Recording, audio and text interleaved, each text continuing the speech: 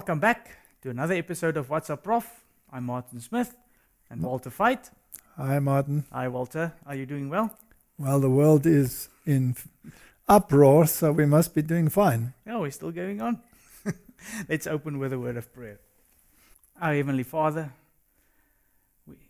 we have these discussions, and it's a little bit of a break in between the chaos in the world. So enlighten our minds, help the discussion, and bless us in Jesus' name. Amen. Amen.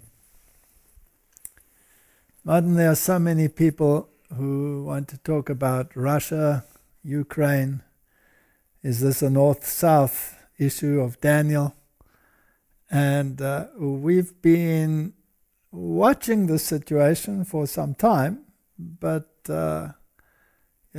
we didn't want to jump right in and jump to confusions. Yeah. We would prefer some conclusions.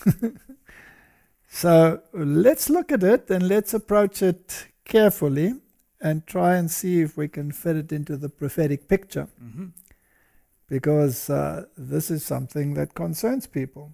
Yes, and there's a lot of voices out there with different scenarios and putting it together, but Yes, so nobody, I think, has an absolute answer, so let's not be arrogant about this. Let us be open to ideas, suggestions, and look at it with a cool mind. yes, because we're not out there to say that we know everything. No, absolutely not. We're all on a road, and we're looking through a glass darkly. Exactly.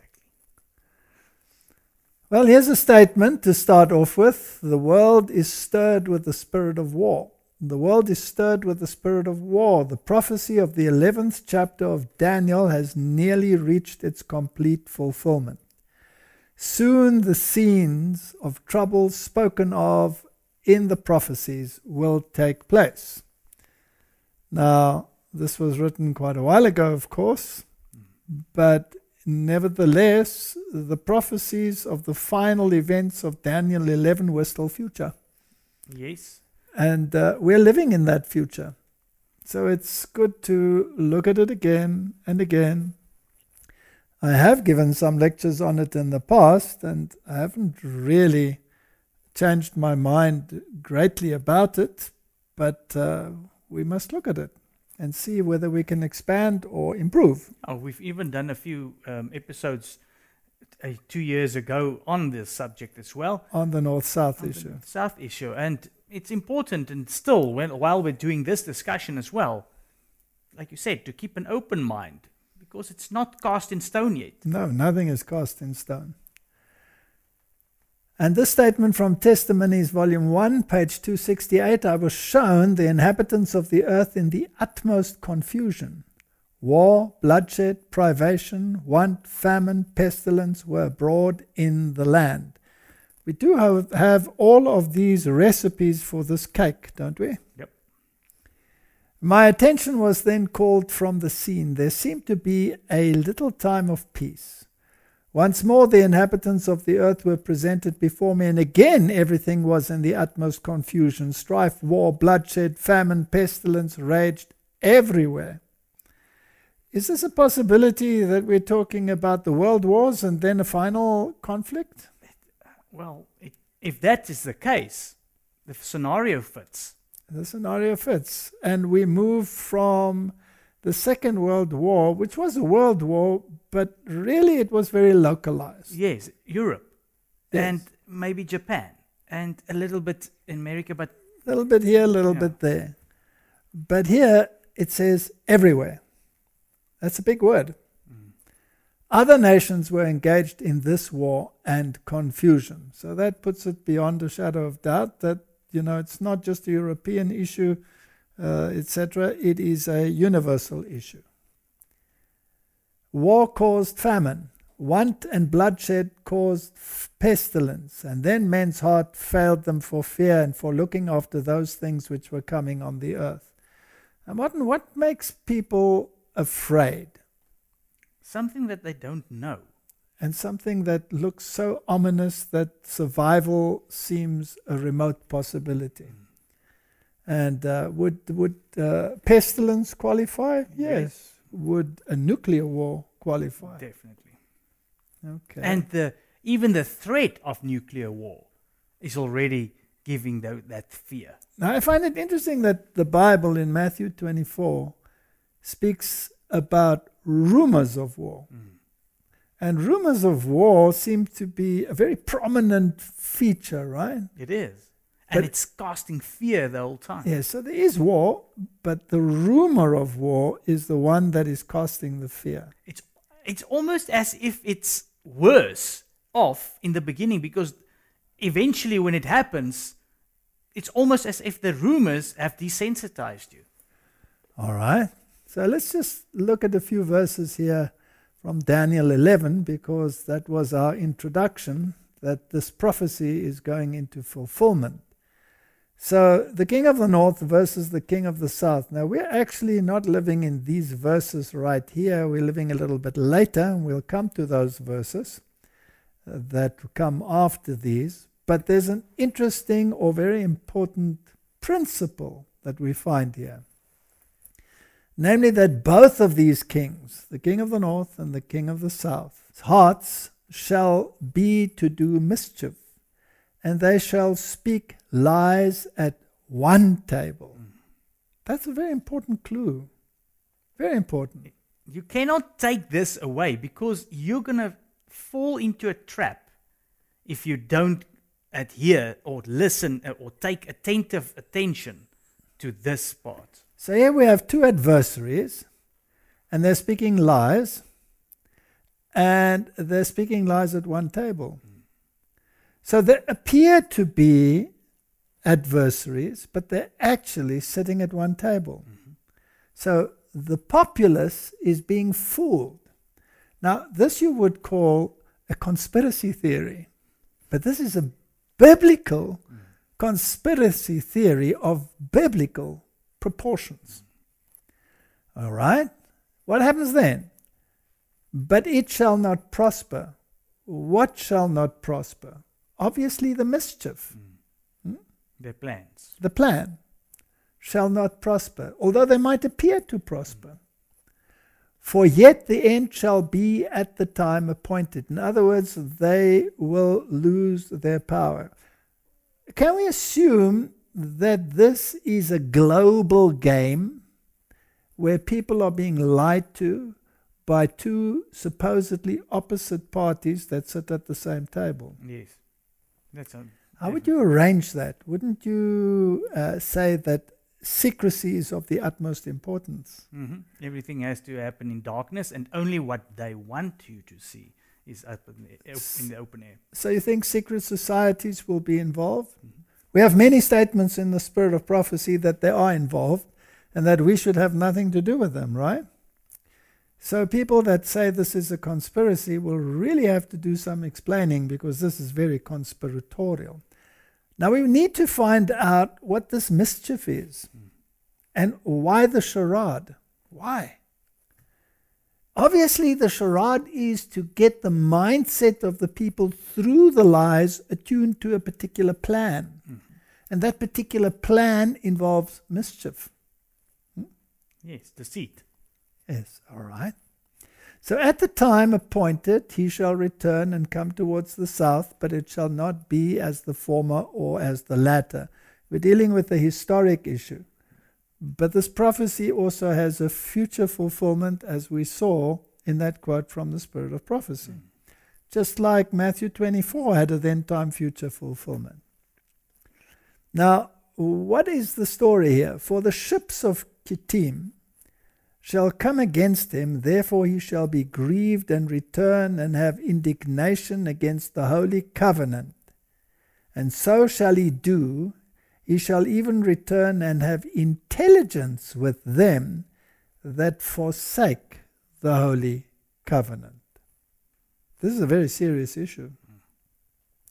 So, the ships of Kittim, does that imply that economic issues will be paramount? Yes. Definitely, it will be in turmoil. It'll be in turmoil. There will be an economic, oppressive condition that will cause people to, or the powers that be, to come to some kind of conformity so that they can perform mischief. But it's very important that the mischief is against the Holy Covenant. This is not only a worldly or secular occurrence. This is a religious thing as well. All right, so there's a religious connotation. And the ones who are involved in the mischief are those that have forsaken the Holy Covenant. So would you imagine that the Antichrist would fit very well into that picture? Definitely. I think he will be the leader. He will be the kingpin, right? Because he's the master of those that have forsaken the Holy Covenant. He is called the Antichrist.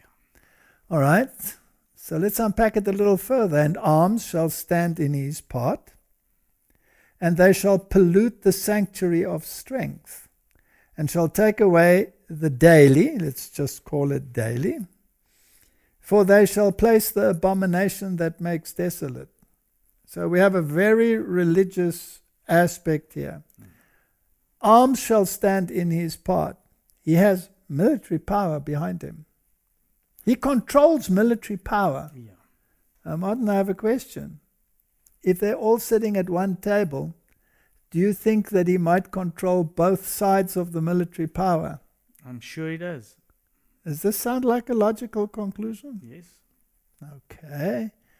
That would be very intriguing and very conspiratorial, and I'm sure some will shout conspiracy. But this is what it says here, right? Exactly.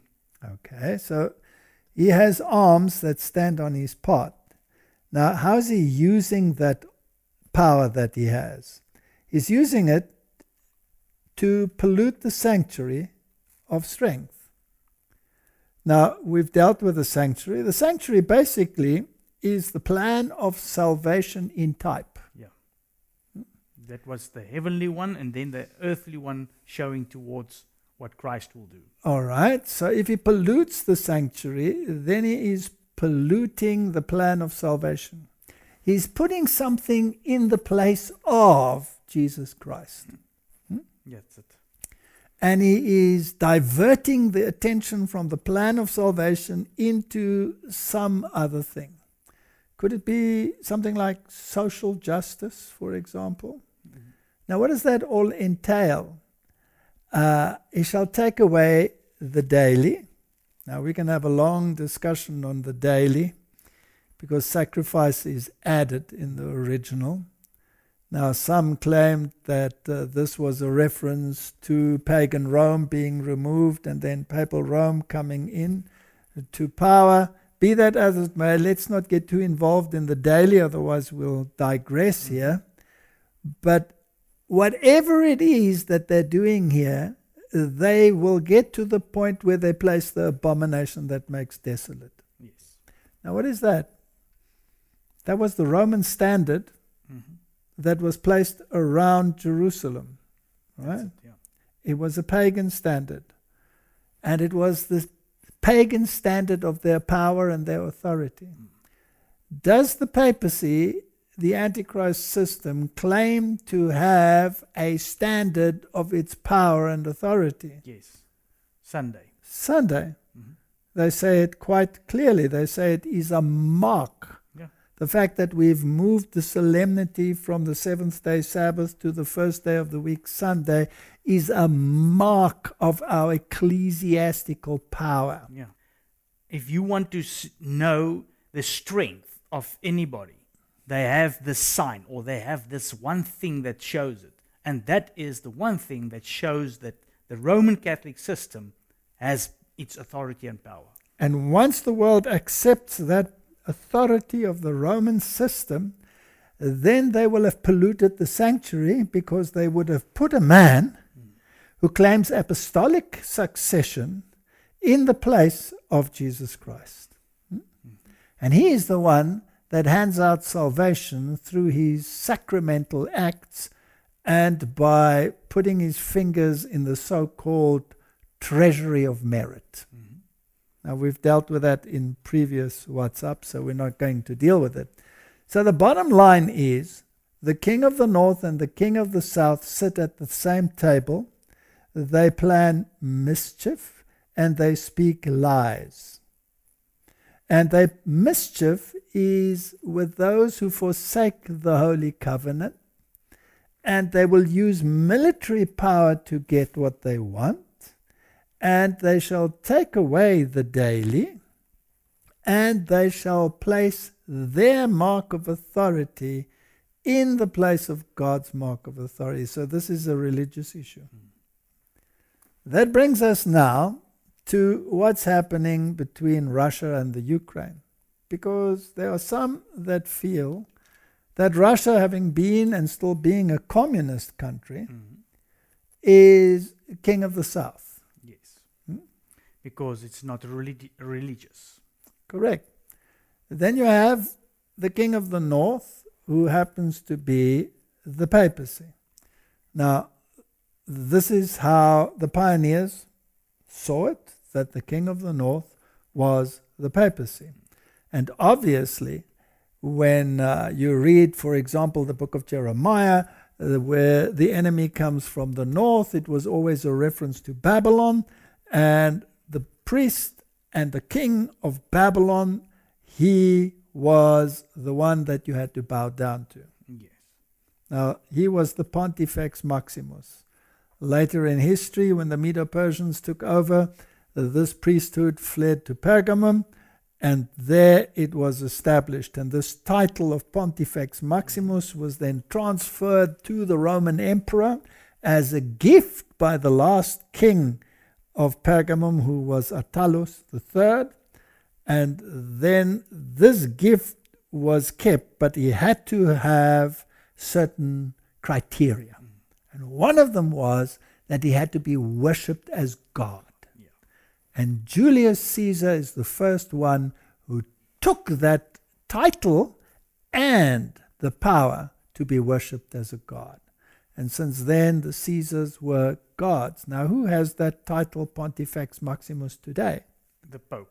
The Pope. So he is the Roman heir of that title.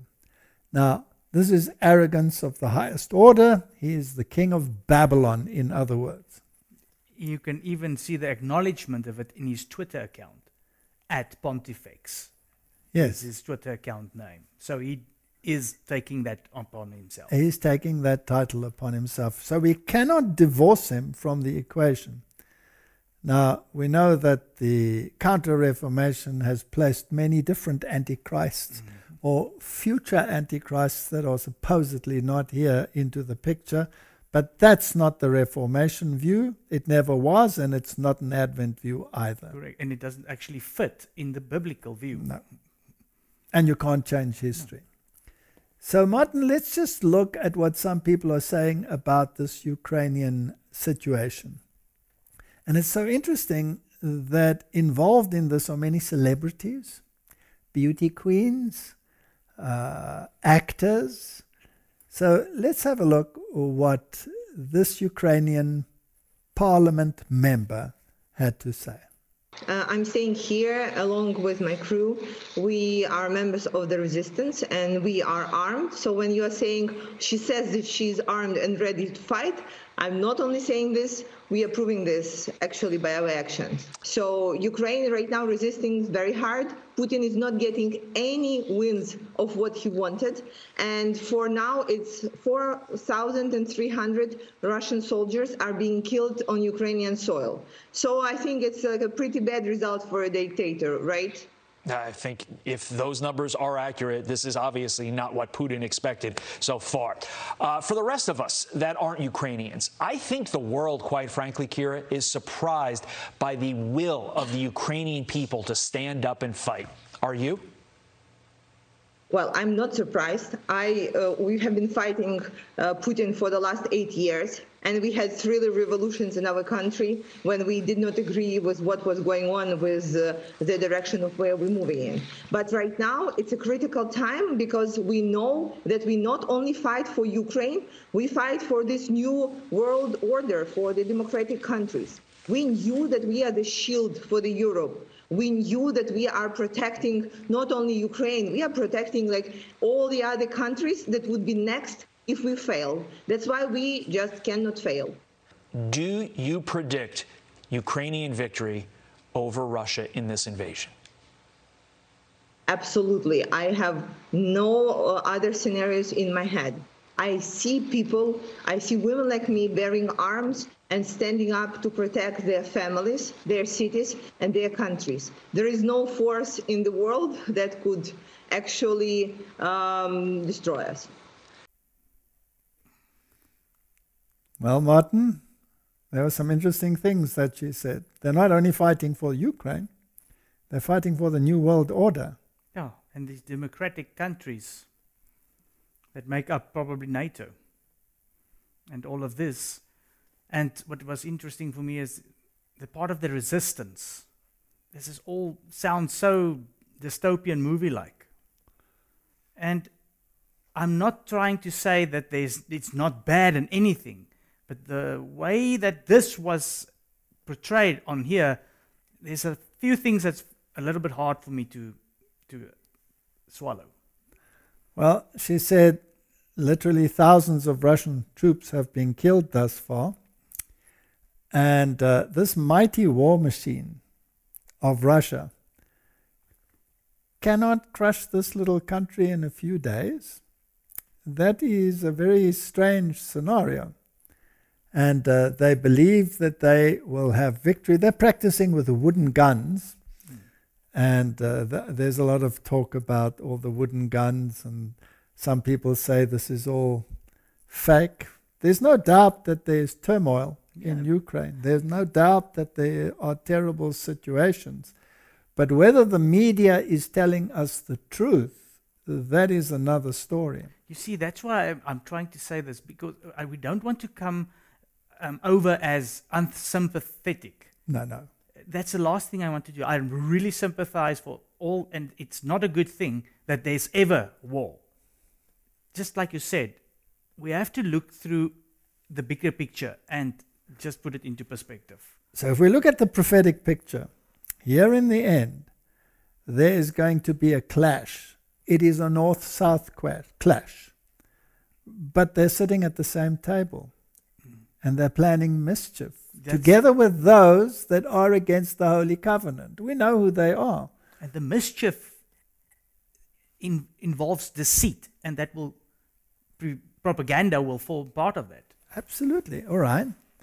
Now, what is the agenda here? You know, many people believe that Russia, together with communist China, that they portray absolutely the king of the South, because that is communism, it's atheism, and that is what they stand for. Then the West, they stand with the king of the North. This is the idea that is out there. And with that, the king of the North stands for morality, and the king of the South for immorality. Now, that picture, to me, Martin, does not fit. No. And I'll tell you why. Because in the type, in the original, there were two literal parties. The one was literal Babylon. That stood for the religio-political system. And that literal Babylon was against the king of the south that stood for literal Egypt. Once you move into the spiritual realm, you cannot apply physical nations to the prophetic picture. And the book of Revelation in chapter 11 makes it quite clear when it says spiritually Egypt. Yes. When this power that comes up from the bottomless pit, this final conglomerate, which belongs to this terrible beast that has never changed its colors, really. When that comes up and rules, then there's this supposed clash with a spiritual king of the south. So we're dealing with a mindset. We're not dealing with nations.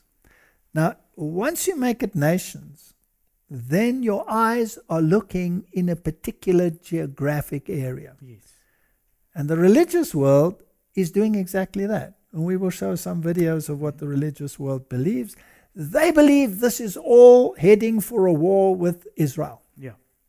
Because that is the prophetic picture that they have, which comes from futurism, which is based on lies. In fact, Jesuitical lies. Mischief. So let's try and get that out of our picture and say we're not dealing with countries.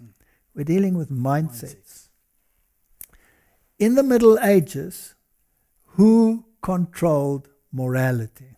The papacy. Absolutely the papacy. Rigidly. Did they use the secular power to enforce their morality? Yes. Yes. The state had to enforce it. Since the French Revolution, did they lose that capacity to use the state to enforce their morality? Yes. It was called a mortal wound. That's it. All right? So they lost that power. But the mortal wound will be healed. Now, Martin, this secularism, is it confined to nations or is it present in all nations? It's in all nations. Aha. Definitely. This king of the north mentality that we want morality to be controlled by a particular entity, call it the church. Is that in all nations? Yes. Yes. Well, even in communist China. Exactly. Isn't the church underground but very active in China? Yes. Isn't the church active in Russia? Definitely. Very active. Isn't the church active in the Ukraine? Yes. Very much so, right? So you cannot say there is the enemy and here is the friend. It is more diffuse than that. We're dealing with a mindset. We're dealing with two ideologies that are going to clash here. The one they call the King of the North ideology, which is the religio-political system enforcing morality, a particular kind, under a particular authority, namely that of the papacy. Yes. And then you have the secularism. Now, if you take Joe Biden, he's a Roman Catholic. So you would call him a King of the North adherent. Yes. Does he have very secular, non-King of the North ideologies? Correct. Non-moral. He's got some that's going contrary to what the actual King of the North sees as moral. All right. So is there a confusion because he's actually comprising both King of the North attributes and King of the South attributes? Yes. The bottom line is one of the mindsets must go. Okay. Now she says they're fighting for Ukraine, but they're fighting for the new world order. Now, let's put that into perspective. Everybody is so afraid of the new world order. What is the new world order? All right, it has many components. It has economic components. Definitely economic components. But the new world order comprises giving the power of the state back to the church. That's it. That is the new world order. Because the Bible says the kings of the world will give their power unto the beast. Was that power removed after the French Revolution? Yes. Will they give it back? Yes. Yes. So let's look at it from that perspective, and that sort of sets the stage for a discussion. Now, Martin, here's a speech by Putin. And it's a very interesting speech because it sounds more as if the King of the North is speaking than the King of the South is speaking, all right? Yes. Now, does this man have nuclear capabilities? According to all data, yes. Yes, so his finger is on the button. Has he been quite vocal about it? Yes. Has he even threatened with it? He said that if anybody goes against him, they'll have more trouble than they've ever been in history. Aha, all right. So, does this create fear for a possible Third World War? Yes. Okay. So let's listen to this speech and see what we can glean. To national identity is related to the global developments. Here they are related to moral and geopolitical aspects. We witness many Euro-Atlantic countries are refusing, forgetting their roots, including the values of Christianity, which form the basis of the civilization.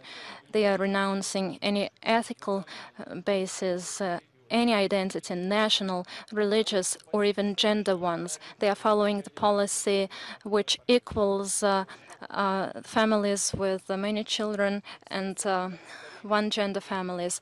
Excesses of political correctness lead us when the parties pursue propaganda of pedophilia. Representatives in many Western countries are afraid of mentioning their gender. They even are canceling some festivities, and they are hiding the basis of such festivities, and they are trying to impose this model to anyone. I am convinced this leads us to degradation and primitivization, to deep moral crisis. В большевики после революции 1917 года, опираясь на догмы марксизма Маркса и Энгельса, тоже объявили, что изменят весь привычный уклад. Не только политический и экономический, но и само представление о том, что такое человеческая мораль, основы здорового существования общества. Разрушение вековых ценностей, веры, отношений между людьми вплоть до полного отказа от семьи, такое было. Насаждение и поощрение в западных странах уверен, что агрессивное вымарывание целых страниц собственной истории, обратная дискриминация большинства в интересах меньшинств или требование отказаться от привычного понимания таких базовых вещей, как мама, папа, семья или даже различия полов, это, по их мнению, и есть вехи движения к общественному обновлению. Martin, that was a moral speech. Yeah. Does the papacy have an agenda to make the family the core of its moral issues? Oh, definitely. That's one of their main, that and the poor is their main focus. Social justice and the family. Well, one of the issues around the family is time to rest and to communicate with one another. It's necessary for your health, it's necessary for your religious experience, it's necessary for your social experience. It's absolutely necessary that the family forms the core again of the base for all morality. That's it. That's a papal issue. Does he sound like a King of the North proponent or a King of the South proponent? Definitely King of the North. I think he actually sounds more King of the North than some that we relate to King of the North. So if we divorce the countries now, as we have said, and we're looking at ideologies, then you can see that what he is saying is that we as Russia are not prepared to accept the liberal agenda of the world. That's it. Is that what he's saying? That's exactly what he's saying. Okay, let me repeat that. He's saying, we as Russia are not prepared to accept the liberal agenda of the world, where everything goes, transgenderism, destruction of the family, moral values, we will have no part in it. Is that what he's saying? Yes. Okay. Now, who does he see as the powers that are introducing this liberal agenda? The ones that actually supposed to defend it, the West. Aha. So he's referring to the United States, he's referring to Europe. Yes, he's actually said the Christian countries have forgotten their Christianity. The Christian countries have forgotten their Christianity. And these countries are trying to expand and put their power base even into Ukraine, where they will then have their atomic weapons on his doorstep, and he uses this as a weapon, a political weapon, to say, well, if America didn't want missiles in Cuba, I have the same right to say I don't want missiles in Ukraine. And if Ukraine says I'm going to join NATO, I'll take you out. Yeah. That's exactly what he's saying. But Martin, they're sitting at the same table and they're talking mischief. You see, the problem is exactly what he said is what the Antichrist system, the papacy, is also propagating. All right. Now, let's just think about this a little bit. We're just speculating, right? But let us put it this way. There is the threat of this escalating into a nuclear war. Does anyone want to have that? No. No. Because that would mean the destruction of millions and millions of lives, right? So there is this terrible threat that is associated now with a religious moral dilemma. Who is the mediator who is being called to mediate in this conflict? The Pope. The Pope. It seems as if you cannot divorce him from the system, right? You cannot, because the Bible tells us you cannot in the end, especially that verse that says they're sitting at the same All right, so this mindset that the moral issue, which is also associated with the papacy, although, by the way, the papacy doesn't have a very good track record when it comes to morality, does it? No. But at least in their words, they have these sweet words, right, about the family and all of these things. There are many, many in the world that do not want to go along with any form of religious mindset. There are many living in China. There are many living in the Western world, all over the world, that have that mindset. But that mindset has to go. Would it be a useful thing to use even the fear of nuclear war to let it go? No, but they'll use any means. Any means. All right? He has arms. Doesn't it say it in the Bible? So he has military power at his command. Is it only one side or both sides of the military power that he has at his command? Yeah. Could he play them up against each other? Yes. Ordo ab cow. Is this happening at the moment? I think it is. Now, what, Martin, if the Russia says, I will not accept the Western mindset, and I'm prepared to push the button to prevent it, what if fear drives humanity to the point of compromise and says, let's give the moral values of the papacy a chance? Putin, would you accept that? And you know what? The problem that I see is it sounds good because it sounds biblical. Good. And it could prevent war. And how would it look if anyone wants to go against prohibiting war, and even it's got moral values attached to it? All right. So even those in the West that are opposed to the union of church and state, if it can prevent this Holocaust, wouldn't it be wise to give this power a chance? After all, this power portrays itself as so concerned about the poor, uplifting the downtrodden, and all it wants is to give the family its place back. And they don't realize that he's working against the Holy Covenant and setting up the abomination of desolation, namely his moral authority over and against God's moral authority. Is that a possibility? It is. And now you've put into the mix patriotism.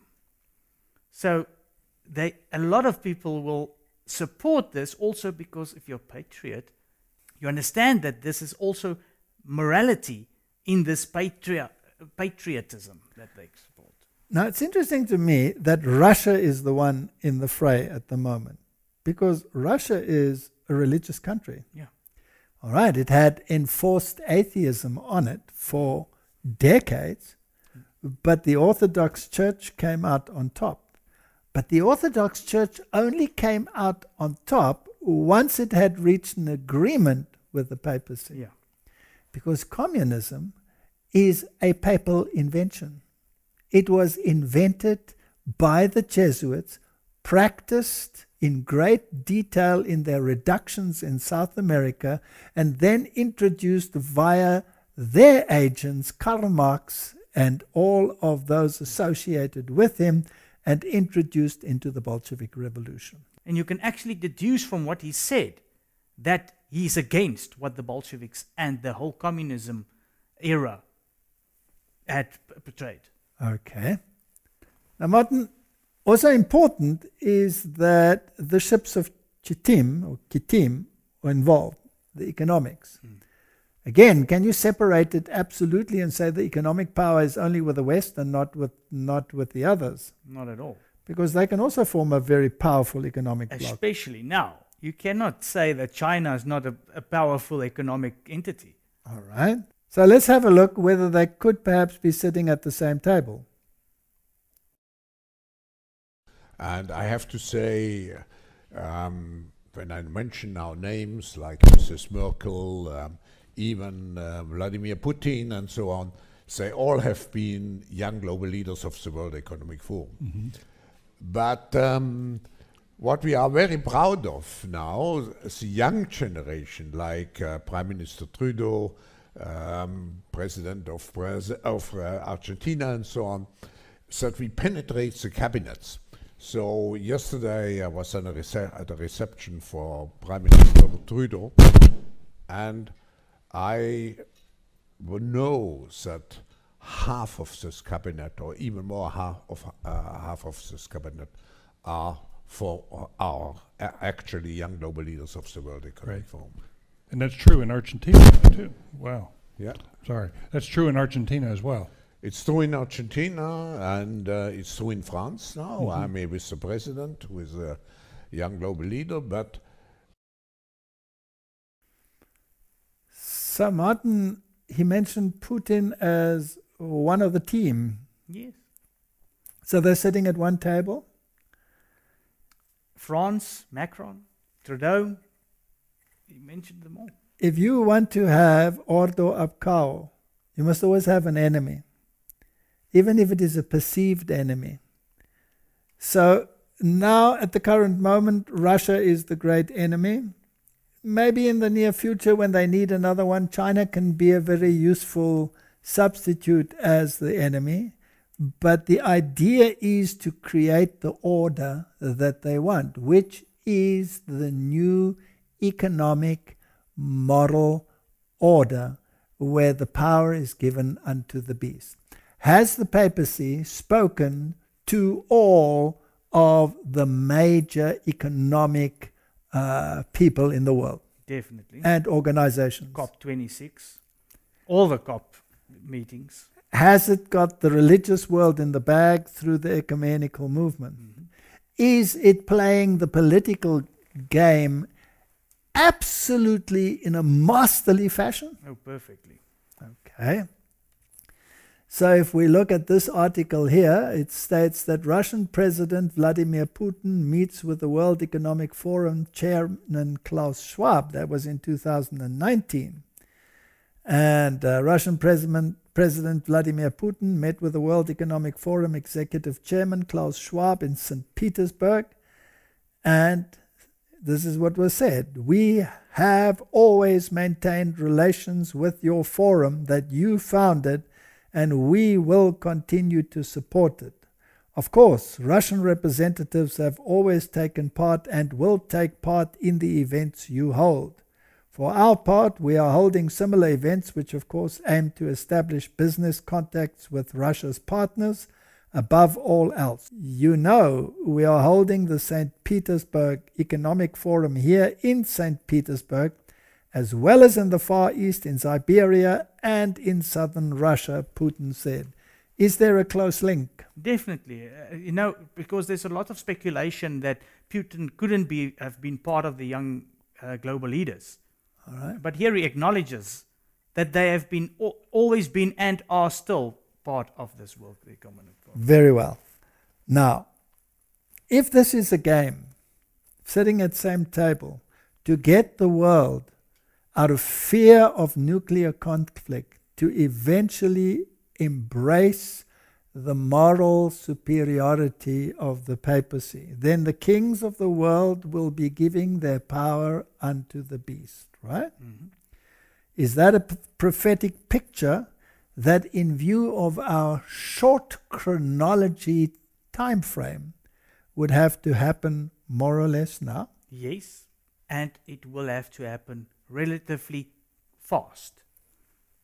The last events will be? Rapid ones. Rapid ones. We've just moved from a major calamity into the next calamity. Exactly. Now, let's have a look at the other role player, namely Zelensky. What is this picture at the top here? It's the World Economic Forum. Yes. Were the ships of Kittim very active here? Mm-hmm. So here we have a profile on the website of the World Economic Forum of Zelensky. So here it says that he's an actor, he's a screenwriter, he's a creative director, a stand-up comedy contest team, Quarter, 95. He played the lead role in the Servant of the People TV series that won the World Fest Remy Award, USA 2016, and made the comedy film finalist shortlist of the Seoul International Drama Award, South Korea.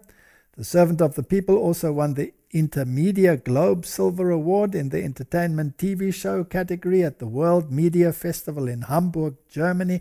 But did he get pretty universal exposure? Yes, he is actually a very well-known and popular actor.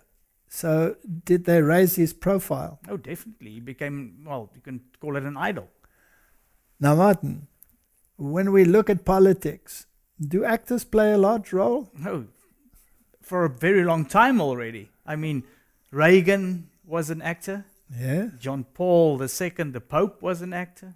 Didn't the present Pope also play in movies? Quite a few. All Jesuits are trained in Jesuit theatre, after all. It's part of their game. They believe what the supposed Shakespeare wrote. All the world's a stage, and all the men and women merely players. Yeah.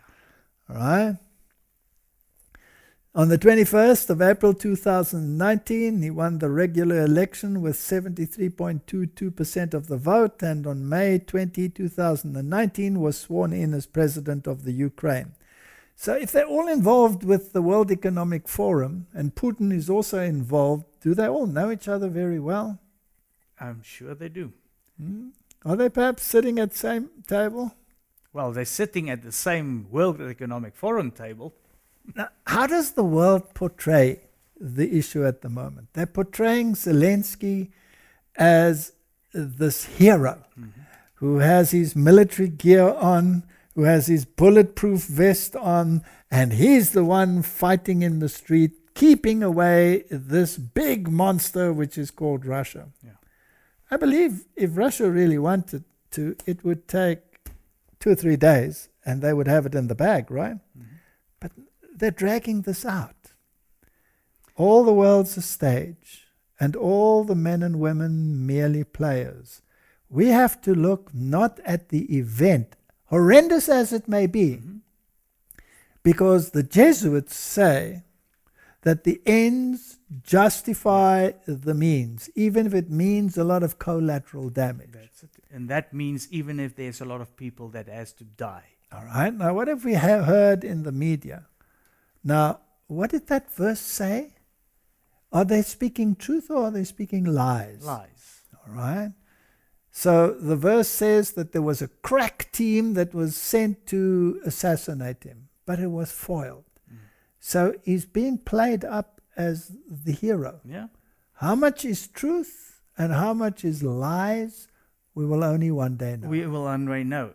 Yes, and if you take the video that we've shown first about that parliament member. Yes. And there's the beauty queen that's armed and ready and fighting. It's a lot of hype to portray them as heroes. And you only hear a one-sided set of heroes. The other one is, they're trying to portray Putin as the stoic, sitting in his office with his stern face, etc., etc. But the Bible tells me that the end game is based on lies. It's interesting. I was trying to search for some comments or any news of the Putin side, and there's none. You cannot find anything. There's nothing. I'm in contact with a person that's in Russia, and most of their correspondence, they're shutting down these things. So you don't hear the other side. It sounds a lot like the pandemic situation. Well, you only hear one side of a story, because that's the scenario that everybody has to be fed. All right, so let's just make sure. Here we have many pictures of Putin and the papacy. And it goes back in history, because he was even involved with the previous popes, right? And all the way back to John Paul II. John Paul II, all the way back.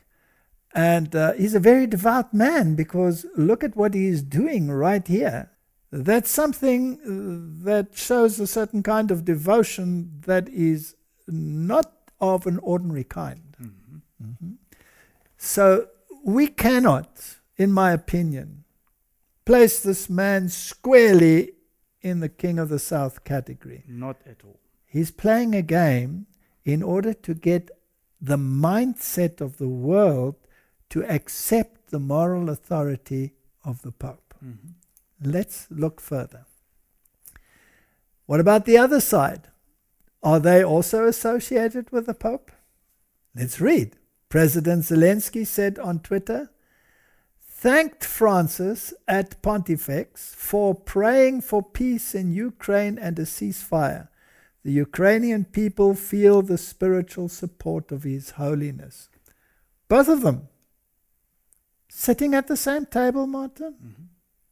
Is this evidence, or is this conspiracy? And if you take it into the biblical timeline, right at the end, both are associated with the papacy. Here is the religious news service from February 27, 2022. Pope Francis calls Ukrainian President Zelensky to express profound pain.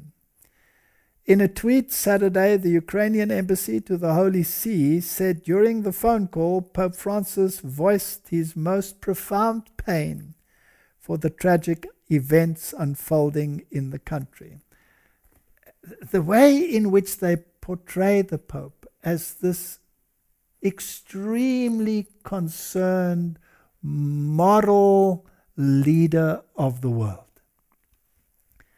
It's the latest effort made by the Vatican to show support and mediate peace in the Ukraine. Now, did he speak with the other side? Yes. As Ukraine bleeds, Pope Francis and Russian Patriarch Kirill could be negotiators. Is this the church? That's it. And negotiating with the state? Mm-hmm. Martin, if the church starts negotiating with the state and succeeds in brokering a ceasefire of any kind, is the moral position of the church then elevated in the eyes of humanity? Definitely. Could it perhaps even go so far as to prevent nuclear war if only this moral authority received a little more recognition? We've been at this before. When Reagan and Pope John Paul spoke to Gorbachev.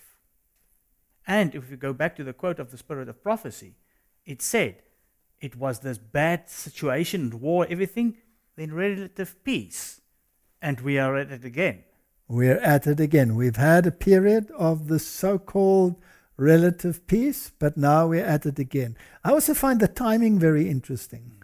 Immediately after one crisis of a medical nature, a health nature, we're going into a political crisis that could lead to a spiritual elevation. It's amazing. And if you take it, would this have happened during the crisis, the medical crisis? It would not have worked, right?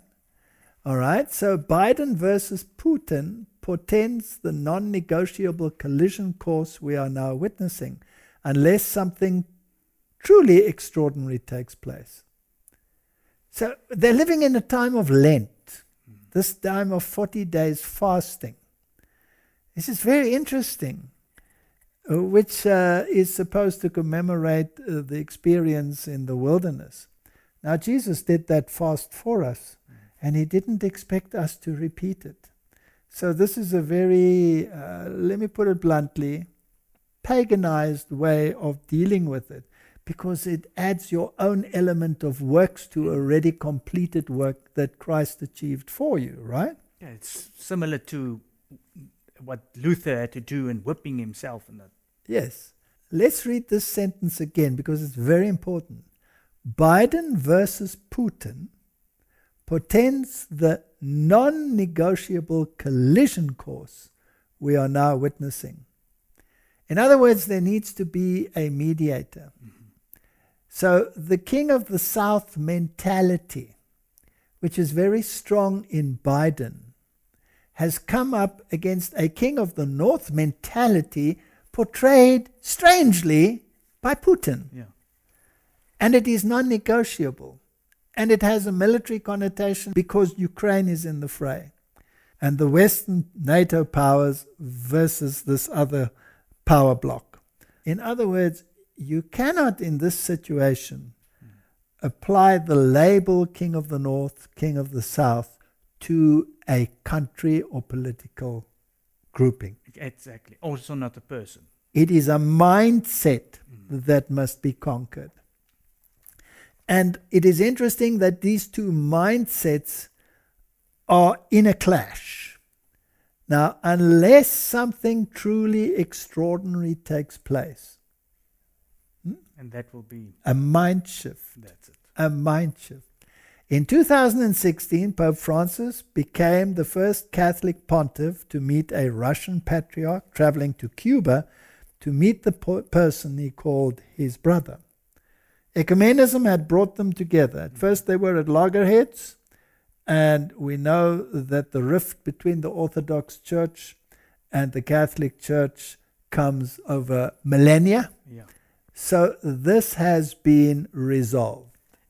So there is no conflict at the level of the church. No, isn't it interesting? If you just take, for instance, this Pope Francis, what he's managed in that area of the different religions, even with the Grand Imam, all of this, he's the biggest peacemaker that this world has ever seen. Yes, I saw a video many years ago of the Orthodox patriarchs coming into the Vatican and every single one of them bowing down and kissing the ring of the Pope. Now, so that has already been achieved. So the question is, could Francis and Kirill now initiate a conversation focused on their shared spiritual values? Is there ground for one more inspired handclasp between men of faith to restore peace? Church and state. Now, in this negotiation, who is taking the chair? The Pope. The Pope. If they succeed by reaching into the heart of this standoff, it could bring us back from the brink and deliver the second greatest miracle in modern history.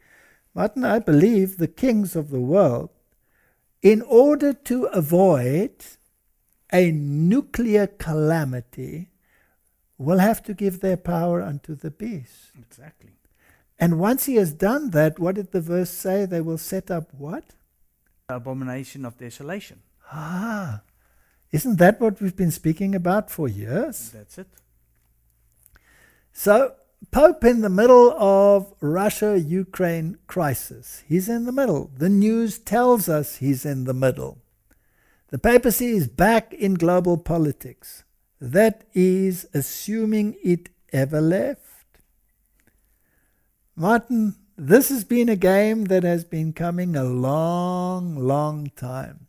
The gesture by Pope Francis to visit the Russian embassy in Rome on Friday was undoubtedly a notable event for a variety of reasons. The Vatican has a centuries-old foreign service of diplomats and spies, think tanks and journalists. Nothing that the Pope does is ever coincidental. Martin, this is the Asia Times. It sounds like a reference from the Bible. Yeah, or the spirit of prophecy. There is also the ponderous Vatican bureaucracy which makes the decisions for the Pope. But interestingly, Francis's visit to the Russian embassy on Friday was not listed in his customary daily program sheet of engagements. So there are negotiations behind the scenes.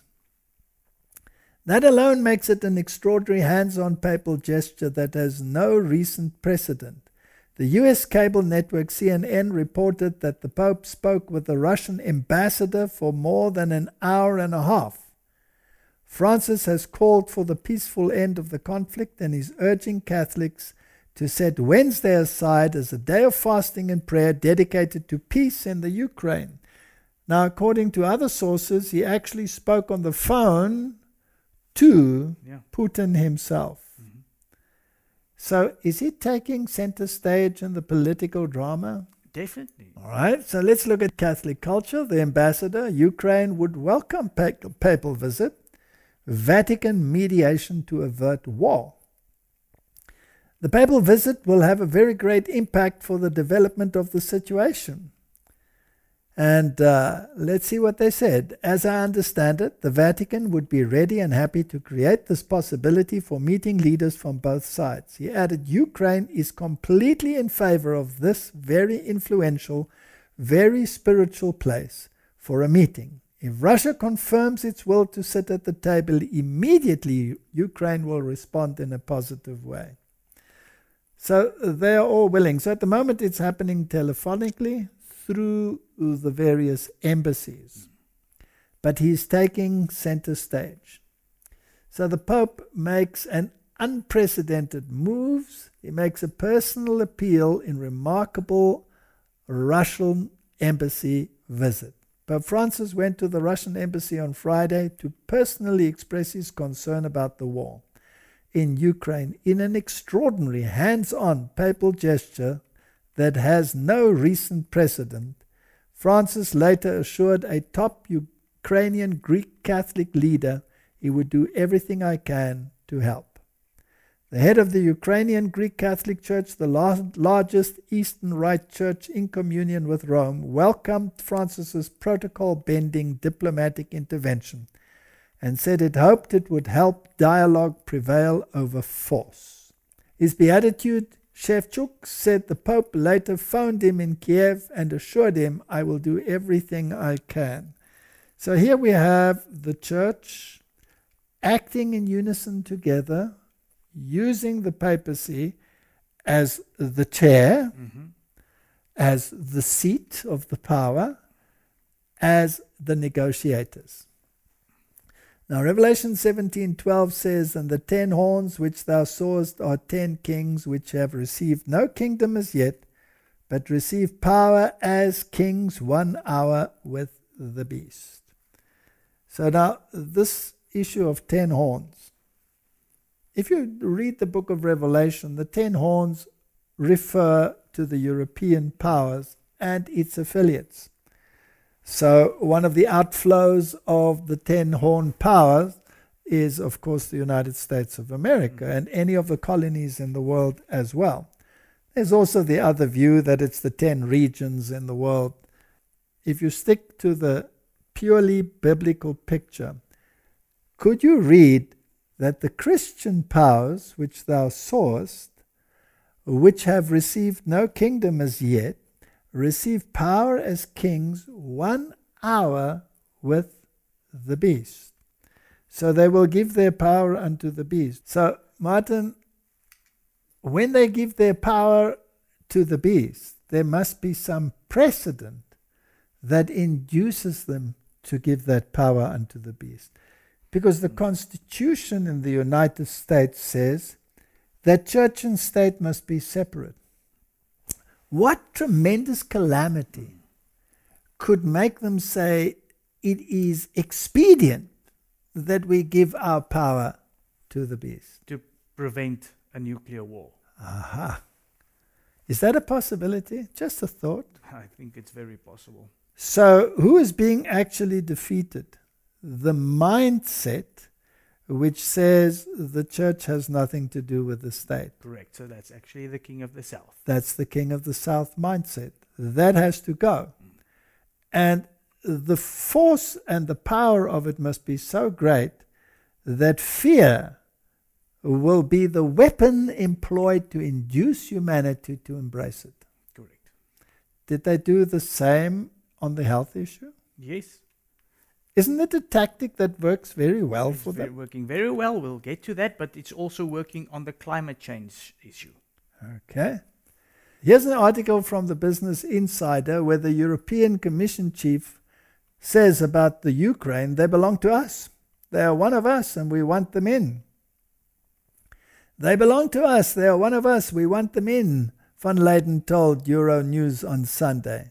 The Hill reported on Saturday that Zelensky pressed the EU as well as the North Atlantic Treaty Organization about Ukraine's membership status, asking for a firm timeline. Van Leyen told Euronews that the EU had a process with Ukraine that includes integrating the Ukrainian market in a single market and close cooperation on the energy grid. Now, if the other side says, over my nuclear war body, would that be a reason to give the power unto the beast as a compromise situation? Yes, because it will create fear. Putin reveals plan to dominate Europe beyond Ukraine. Neighbors Finland and Sweden are also warned they will face military and political consequences if they join NATO. Now, those countries are already part of the European Union, but they're not part of NATO. That's a very interesting situation. So now he's threatening them. There seems to be this pressure from the Putin side to change the thinking of the Western world, to come more in line with the moral values of the papacy. Yes. And if this compromise could be worked and you could prevent nuclear war, who knows what will happen in the future? Maybe China will jump in. Who knows how great this pressure will become? There's still another party there that can be used to ratchet up the pressure, right? Russia said if Finland and Sweden join NATO, there will be serious repercussions. That's a warning. Yes. Both of those countries have said they will ignore what Putin is saying. Intelligence officials are worried Kiev would fall within days after intense fighting. The spokeswoman of Putin's foreign affairs said Finland and Sweden should not base their security on damaging the security of other countries. So they're playing a very clever political game. You know, and the other thing is, it sounds similar to what happened with Hitler and the Second World War. So that again brings up this fear that's being driven.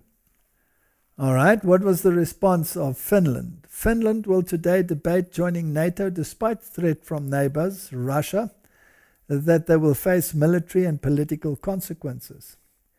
So they will debate this, and they have reached 50,000 signatories.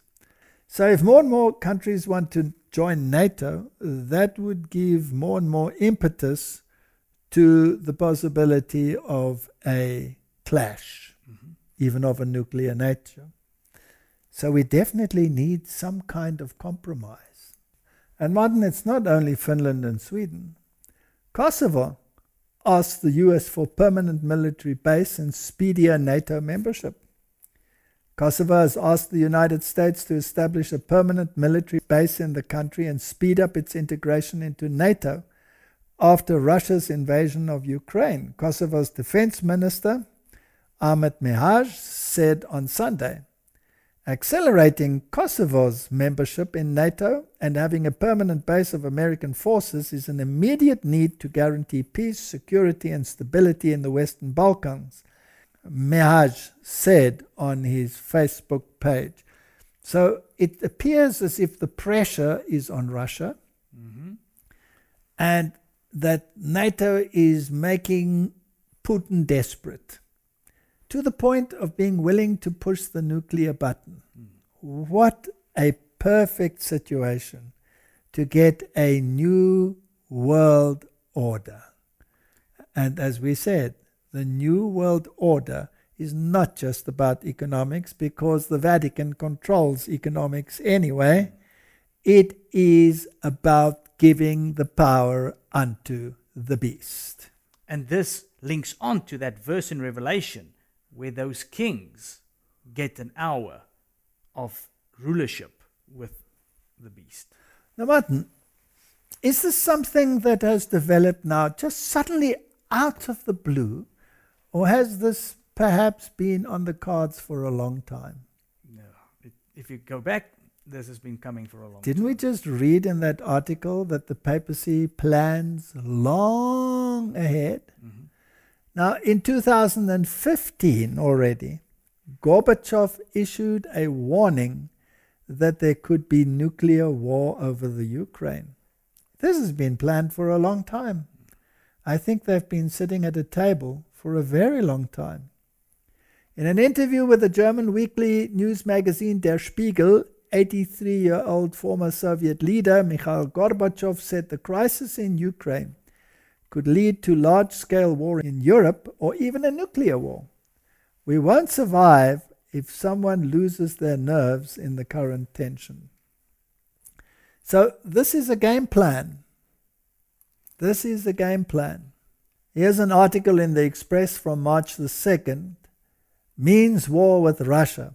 Putin to face full NATO power this week if slaughter not stopped. So is there a threat from NATO? Yes, we've got both threatening each other.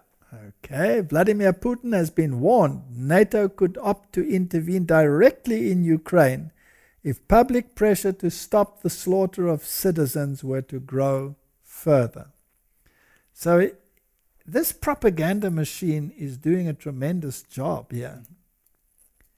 Martin, do you think it's possible that some might think, well, maybe Russia by itself can still be contained? What if we throw China into the mix? Would that be a more scary scenario? Definitely. What countries would then be threatened besides Europe? Asian countries. All the Asian countries. Australia and New Zealand, would they also come into the fray? Then that would be a pretty universal thing, right? So if you could have this added to the fray, then we are sitting, according to the media and according to the game plan, on a powder keg that could explode. So emboldened by lack of Western aid for Ukraine, communist regime declares Taiwan belongs to China.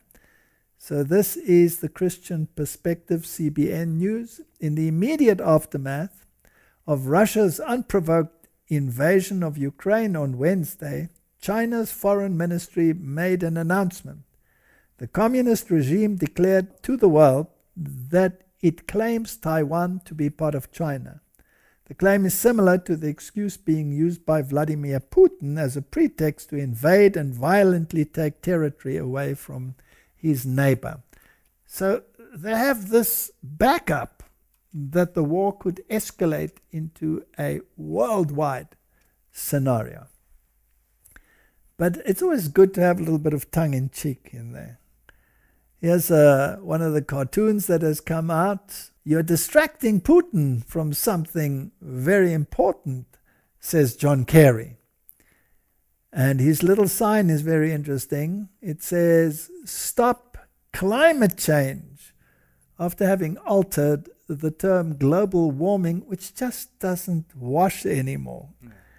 Because that scientific scenario has gone out of the window a long time ago. So they're keeping this in the background as well as one of the reasons why you have to follow a particular game plan. Let's just backtrack. Climate change is not off the table. No, not at all. And it's also part of that discussion that takes place secretly, associated with a lot of lies at that particular table where the king of the north and the king of the south sit and have their little chats. Definitely. Yes, and even Putin signed there, and don't put China off. If you go back to those articles, they're also in there. They're all in there. So they've all signed those particular things. Now, what is interesting, climate change is also very much part of the papal agenda. But the papal agenda is not being followed. Let's put it this way, the script of the papal agenda is not being followed to the letter. It is given lip service, but it's not followed, because the secular world hasn't given their power unto the beast. And let's check that out. Here is the article in the Jesuit Review. It's very important that these are the Jesuits speaking. These are actually the rulers of the world, though nobody wants to believe it. COP26 did not go far enough. It's time to take the Pope Francis approach to climate change. You see the issue? COP26 Climate Summit in Glasgow was a tale of two cities, one afloat on bold pledges and new promises, the other sinking under the weight of Greta mania and the chants of blah, blah, blah from the followers of the Swedish environmental activist Greta Thunberg.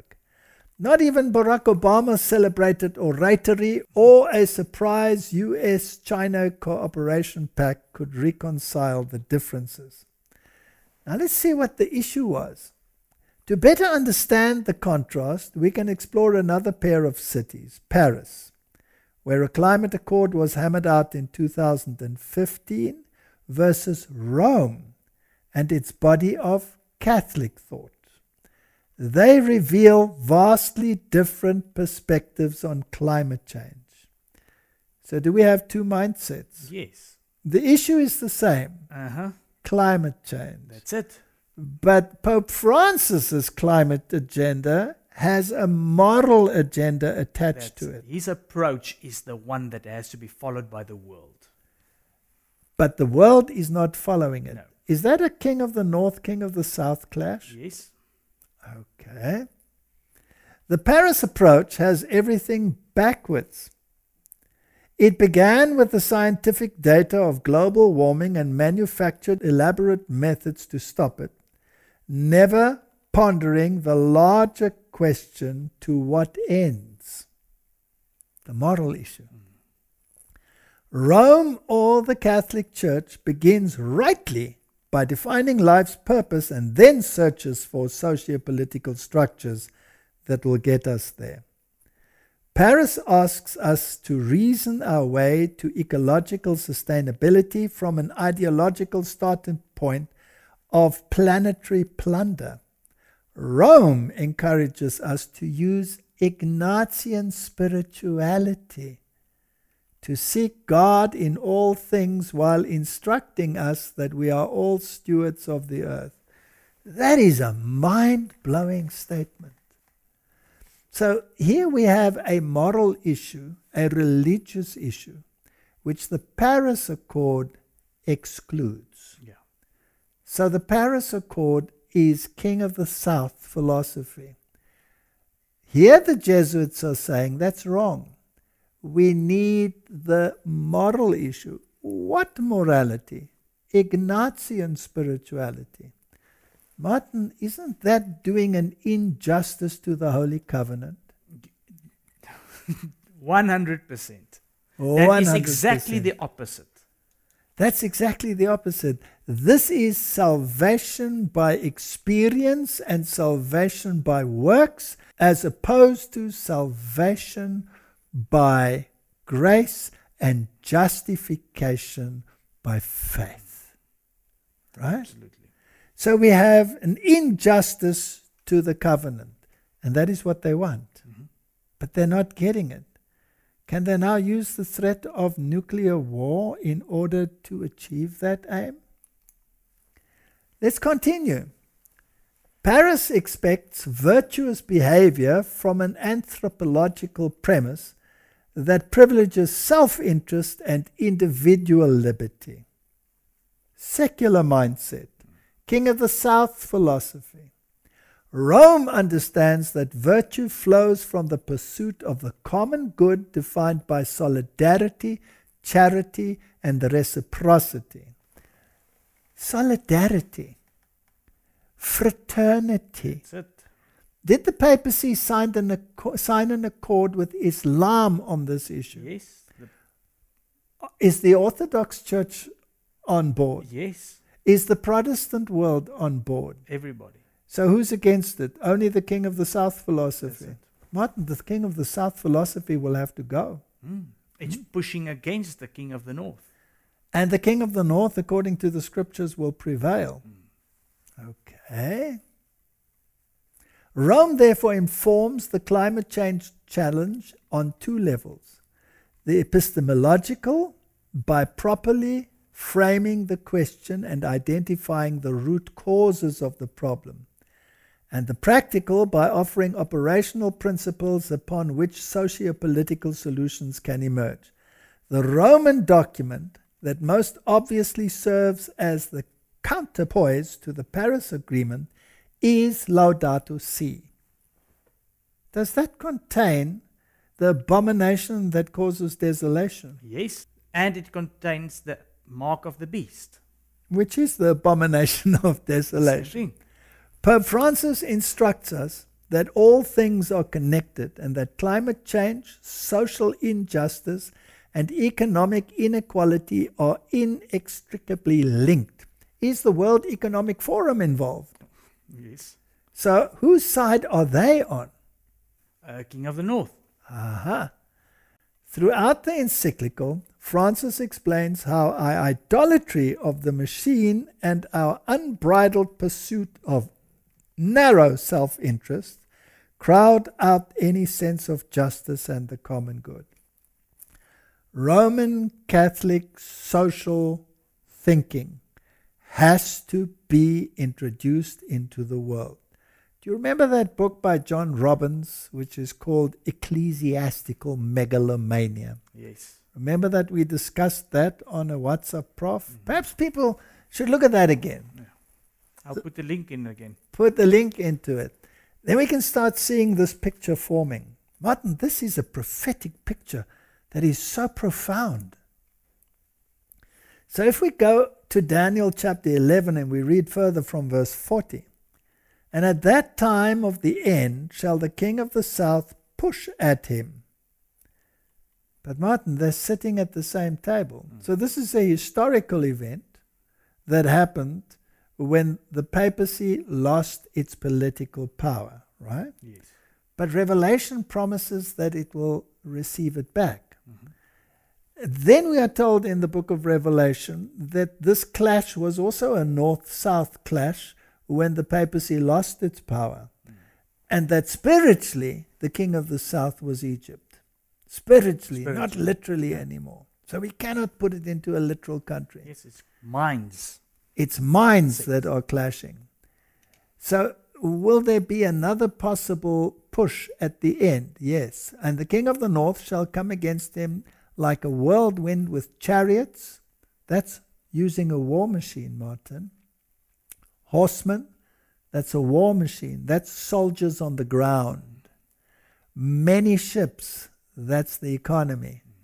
And he shall enter into the countries and shall overflow and pass over. So his mindset is going to win. Yeah. He has the military of all these countries at his command. And he's telling you lies and giving you propaganda to make you believe a certain scenario. But the agenda behind it has to be studied in detail.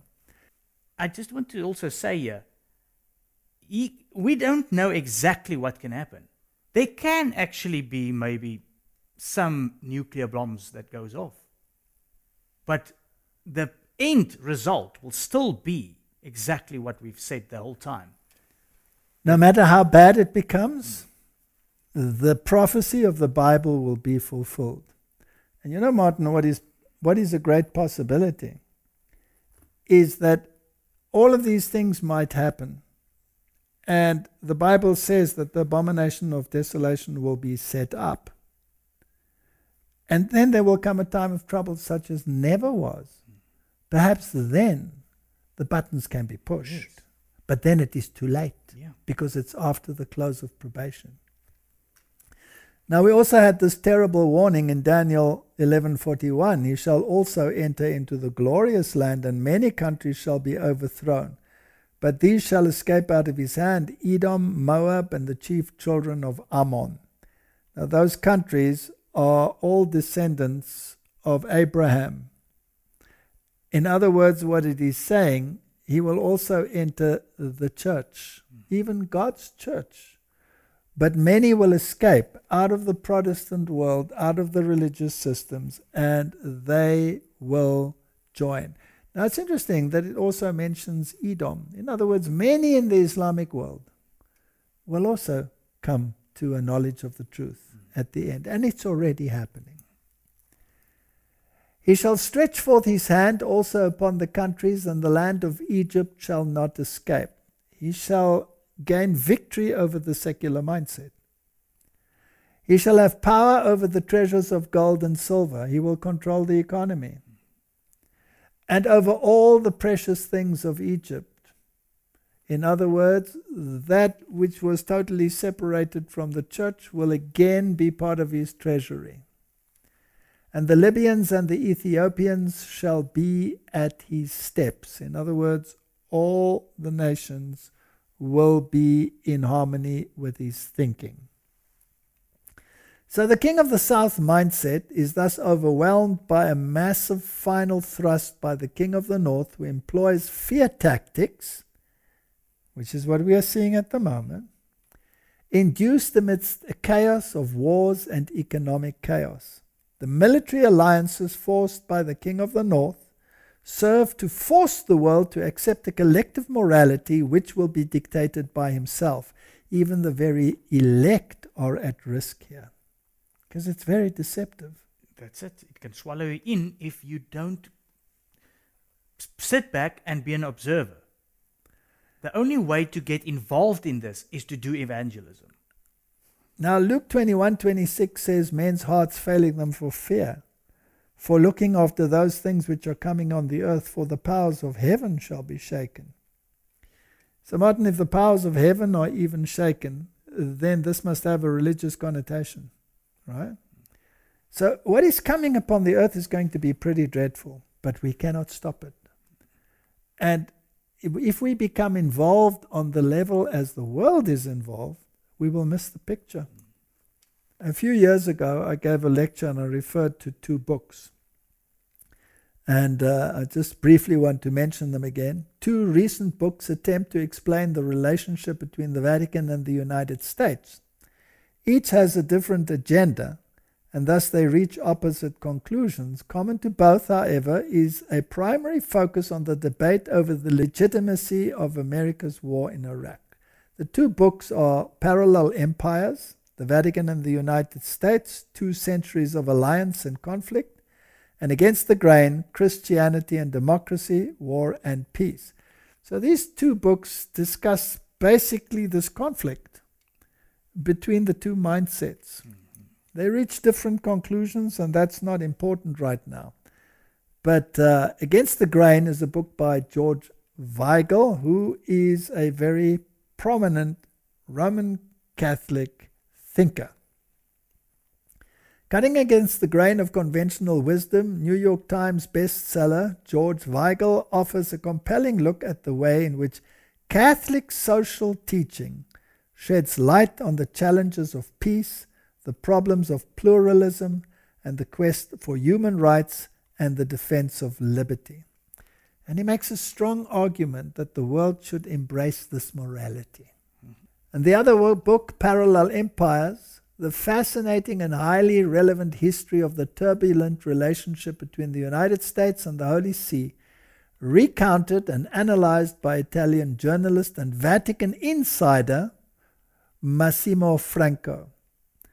And this is what the conclusion is. Parallel empires leaves no doubt regarding the impact that the struggle between these two great powers, one of secular might and the other of moral influence, has had on both our history and in today's world. So again, the issue of the moral influence of Rome is central to the debate. And Putin mentioned this moral dilemma.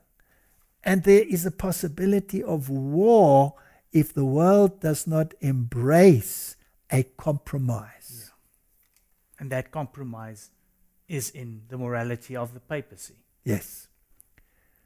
Here's a quote from Testimonies, Volume 9. Spiritual darkness. This is a time of spiritual darkness in the churches of the world. Martin, have they swallowed a lie? Unfortunately, yes, because these propaganda machines are putting all this forward, so they're just swallowing it and choosing sides. So not only have they followed a false prophetic scenario, which is a Jesuitical scenario, this whole issue of rapture and dispensationalism and the centrality of a literal nation, when this mindset is a universal war in every nation and every human mind and heart. Yeah. Okay? So there's spiritual darkness. Ignorance of divine things has hidden God and the truth from view. The forces of evil are gathering in strength. Satan flatters his co-workers that he will do a work that will captivate the world. While partial inactivity has come upon the church, Satan and his hosts are intensely active. The professed Christian churches are not converting the world, for they are themselves corrupted with selfishness and pride and need to feel the converting power of God in their midst before they can lead others to a purer or higher standard. They're not going to go higher than the papal standard. No, because that's going to look like the biblical one. So they will miss the point. And they will reject what the reformers found, and they will embrace a false science. So if we look at what Haggai has to say, then this will become abundantly clear. Let's just briefly look at what he had to say. This may well be the day that historians look back declaring that this was indeed the birth of World War III. History is repeating itself. Putin is doing exactly what Hitler did to get World War II started. Hitler declared to European leaders his need to invade Poland. Europe failed to respond, and the UK, under the leadership of its weak Prime Minister Neville Chamberlain, bowed to Hitler's demands. The Iranian threat is real, and Iran must be stopped before these weapons become operational. Russia's military has been in the Middle East since 2015. Russia supports Iran. Iran trains, equips, and funds the terrorist armies of Hamas and Hezbollah, who are begging for the green light to attack Israel with a nuclear weapon. People of America, our nation is in a severe crisis. Now is the time to show our strength. Our leaders must take their rightful place at the head of the international table. They must start believing the threats of our enemies and stop ignoring the plight of our allies. There is a great responsibility with being a great nation. At this moment, we are shirking that responsibility and abandoning our greatness. If we do not use our freedom to defend our freedom, we will lose our freedom. Martin, that was quite a rousing little speech. And I think many people in the world will embrace his point of view. But that would make the Western powers the king of the North and the other powers the king of the South. Yeah. But I hope that we have shown that that cannot be the case. In other words, what he is portraying is the Jesuitical agenda for the end time events, rather than the biblical agenda, where the papacy is the beast of Revelation chapter 13. And the war is a universal war, not focused on a literal country somewhere in the Middle East. this is actually a false prophetic picture which should be set straight. Yeah. All right, Martin.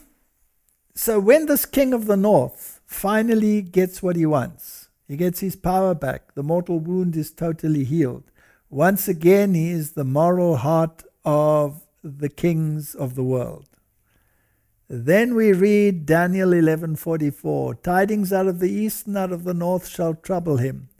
Therefore he shall go forth with great fury to destroy and utterly to make away many. Now we've discussed this before. The tidings out of the east is the warning against the second coming of Christ. The tidings out of the north, well, he's the king of the north. Why is he worried about the north? Yes, so there has to be another north. There has to be another north, and that north is the throne of God. That's it. So this is the direct intervention of God in the affairs of men. And Christ will return from the east. This is the Advent message. The Advent message that warns that the time of his judgment has come, that Christ will return, and that you should not accept the mark of the beast or you will obtain the plagues. This will be especially prevalent after the close of probation. Now, has the papacy already voiced concern about evangelists that use the media to proclaim messages such as these? Yeah, yes. He has, right? Definitely. All right.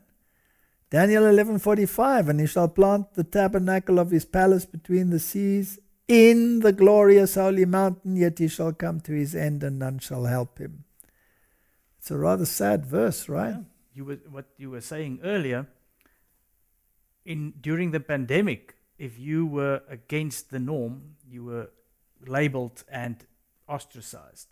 Now there's laws being written in that if you go against the narrative, then you are equal to a terrorist. That's a very sad state of affairs. So if we go to Daniel 11:45 and we look at them in the other translations, like the NIV or the New King James Version, it says, he will pitch his royal tents between the seas at the beautiful holy mountain, yet he will come to his end and none will help him. And the New King James says, he shall plant his tent of his palace between the seas and the glorious holy mountain. Whereas the King James says, in the glorious holy mountain. So he will even exert his influence within the church of God in the final days. This is something that we should be warned against. So Martin, we are living in very perilous times. And I don't know how others feel, but I feel that the final events are coming to fruition very rapidly. And this conflict, it's been dragging. And there are certain portrayals of heroes, as we have seen. Why? Because this message has to come through, that we need this moral mediation. And I believe that the kings of the world are on the verge, or will be pressurized to give their power unto the beast, which they've probably done in secret already, just to convince the mindset out there that this is absolutely necessary for universal peace. And then when they achieve it, they will shout, Peace, peace and safety. And safety. And what will happen? Sudden destruction. May God help us to reach as many people as we can with the true gospel, the everlasting gospel, that we cannot give our power unto the beast and turn our efforts against the Holy Covenant. May God help us to set the record straight. Let's pray. Heavenly Father, the world is on the verge of the greatest deception in the history of humanity, and the result will be devastating. Unless we embrace the truth and accept the fact that we have to separate ourselves from Babylon, we will be swept away in the whirlwind that is coming. Help us to warn the world, and may you reach through your Holy Spirit all those that cling to you, that cling to salvation in Christ and Christ alone, and believe the Scriptures. I pray in Jesus' name. Amen. Amen.